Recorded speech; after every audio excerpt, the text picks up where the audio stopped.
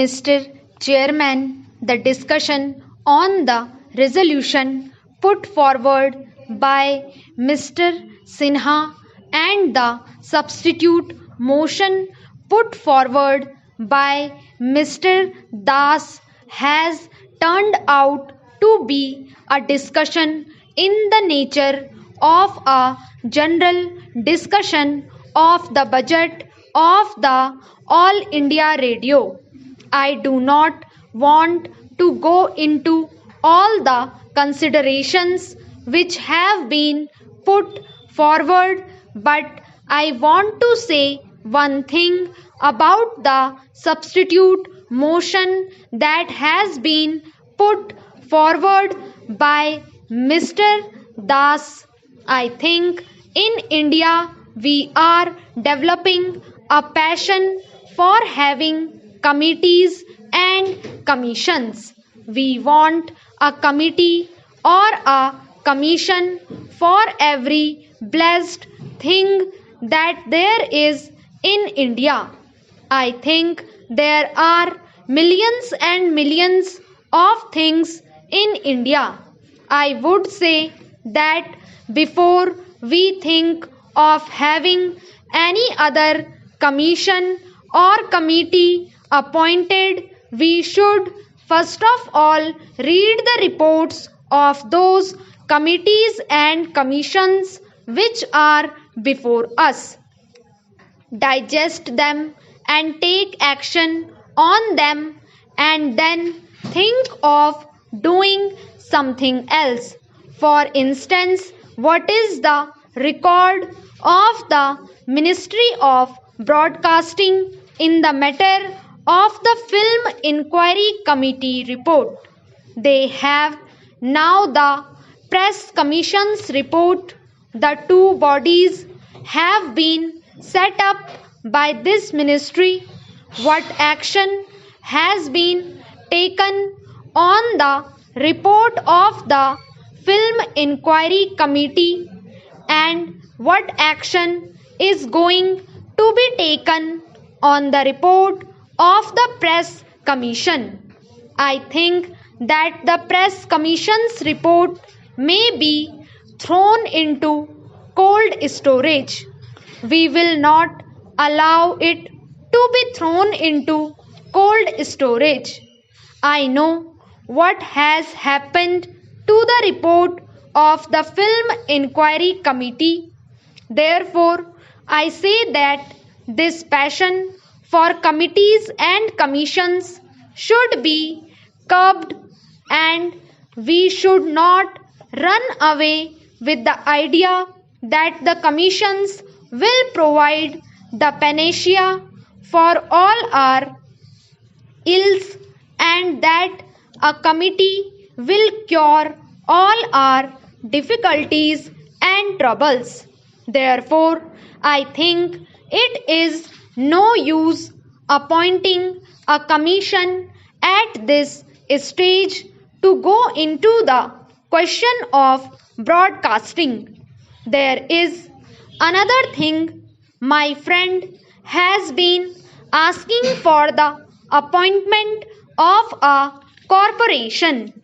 I am a member of the Lok Sabha, and if you ask me to be a party to the appointment of a corporation, it would be tantamount to this, that I abrogate almost all my responsibilities and privileges as a member of the Lok Sabha. I was saying that the need is for direct control. The control should not be slackened for a minute.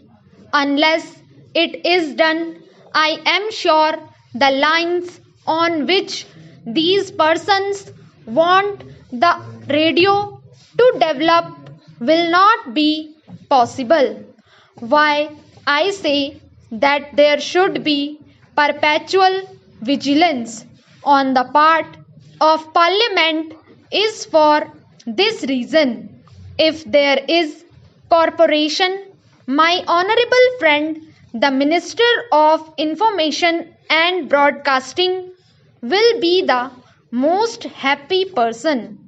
He will have all the privileges which he is having now, and he will not have the necessity of coming before us to give answers to our questions and to submit to us reports.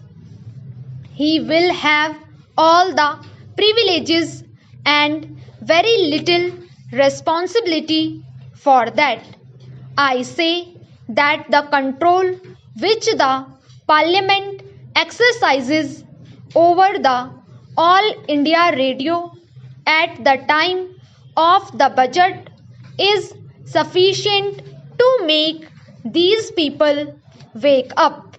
It is sufficient to make these people active who are slack. It is sufficient for those people who practice nepotism to be fair, and if there is a corporation, the whole thing will go away, and we shall not have any control over the All India Radio. Now we have control over appointments through the Public Service Commission, and if we have a corporation, I do not think you will have that control.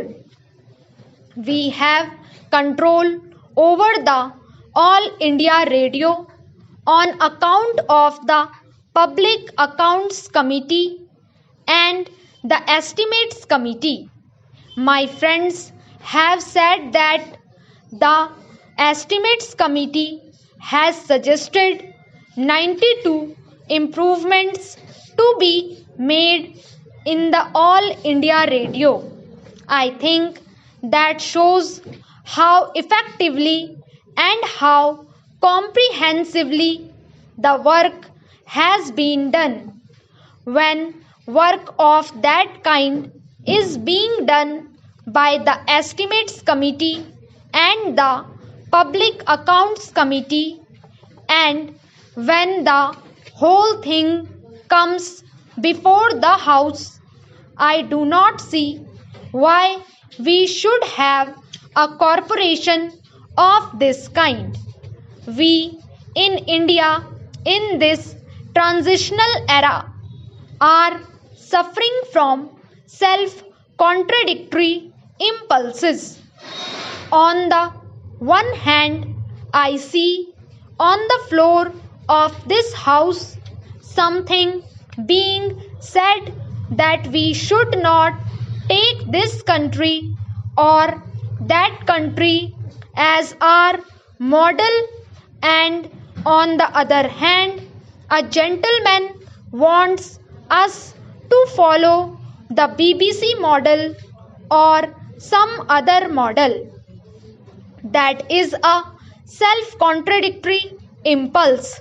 Somewhere in the 1954 issue of this quarterly, I find an article not eulogizing the corporation but an article on the subject of the ills of the British Broadcasting Corporation. The gentleman has gone into the question and given us the reason for that and also the remedies for that. I would therefore say that we do not need a corporation.